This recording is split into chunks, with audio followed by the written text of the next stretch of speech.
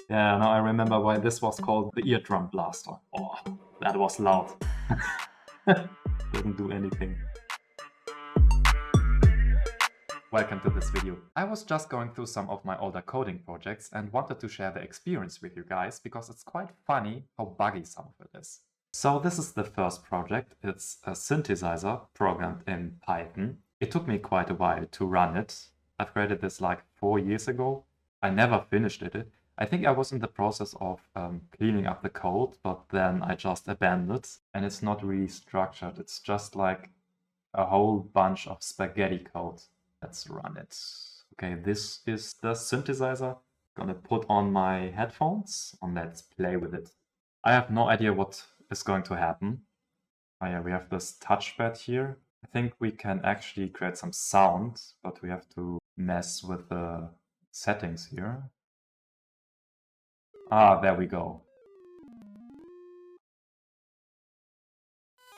Oh, this is quite loud. Huh? This sounds solid. Wow. Oh shit. Better. This actually doesn't do anything. What about this? Nope.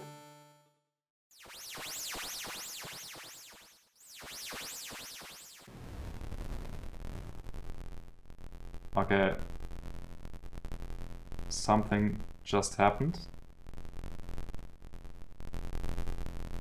I don't know. I think this is a bug. I don't know what is happening. Yeah, now I remember why this was called the Eardrum Blaster. That's actually the name of this project. Let's run it again.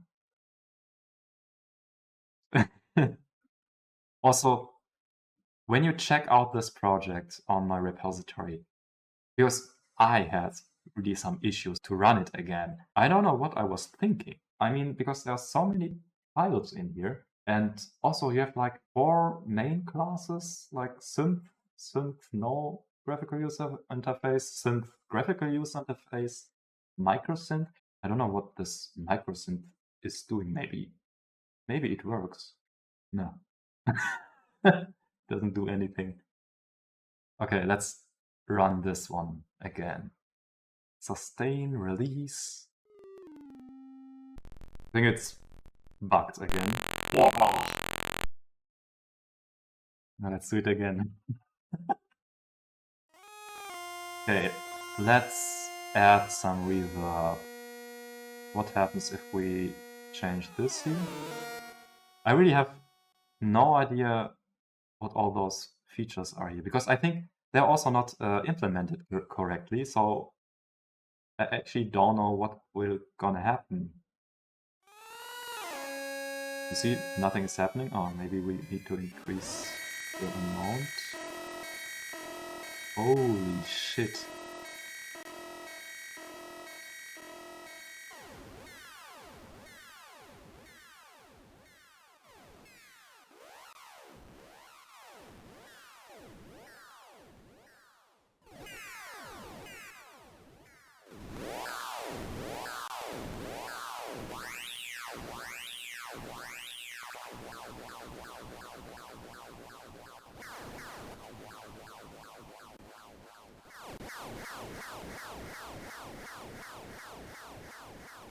This sounds awesome. I can't remember that I could create this sound with it. I really just discovered today that I can create sounds like this with a synthesizer. And it's kind of mind-blowing because it really sounds good. So cool.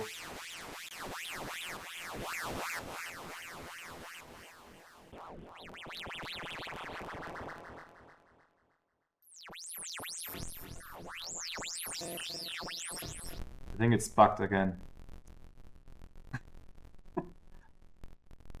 I can't do anything. Oh, shit. Okay.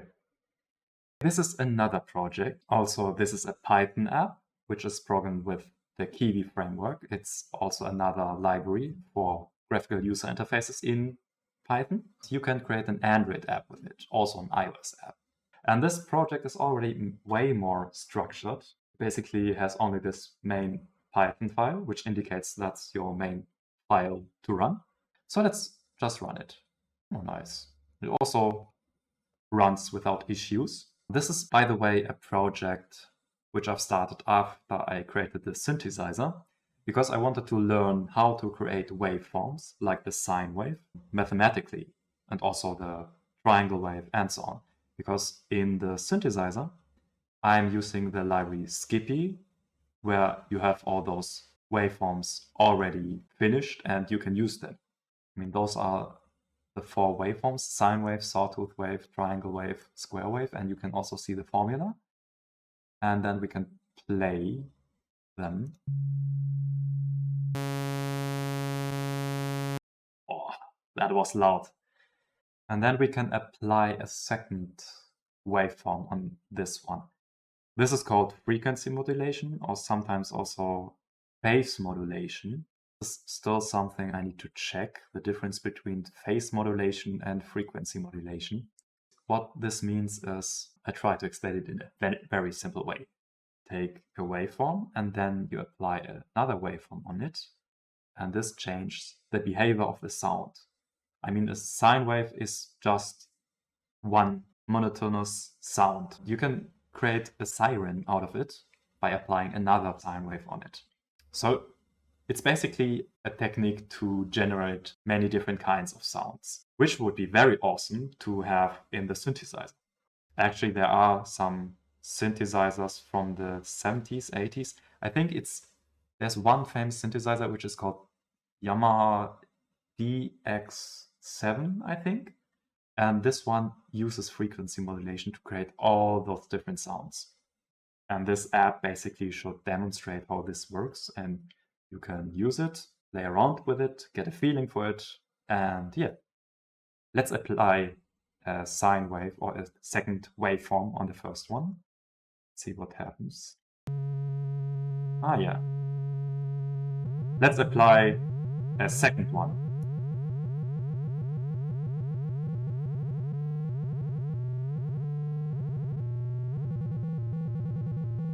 This is like Morse code, or like an SOS signal. The visualization here is pretty cool. You can see how those graphs will look like if those waveforms are applied. And you have some instruction, unlike in the synthesizer where you have no clue how to use it. This project is actually pretty nice. There are not so many bugs and it just seemed to work. Okay, I have one more project. It's also a pretty old one. It's already 5 years old. It's called the Raspberry Bot. It's actually about machine learning, about reinforcement learning. This was a project when I was studying. Oh, I already have it on my PC. This is pretty straightforward. What is this project actually about? This was the code for a robot, a line follower. There are 2 files in it. The first one is a simulation, which just runs on the PC. And the second one is actually the code. This one is actually the code which runs on the robot. So I'm just gonna run the simulation because I don't have the robot anymore. It's also quite a spaghetti code, and also not cleaned up. Oh, nice. But it just runs.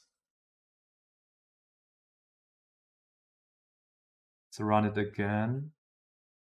Like I said, it's machine learning, it's reinforcement learning. So the 3 red squares basically represent the robot, which has a light sensor. And it learns by himself how to follow the line. You can see in the beginning it's pure randomness, and then it has learned how to follow the line. Yeah, let's take this one. Oh, the other one.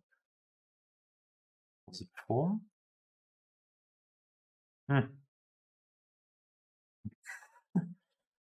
Okay,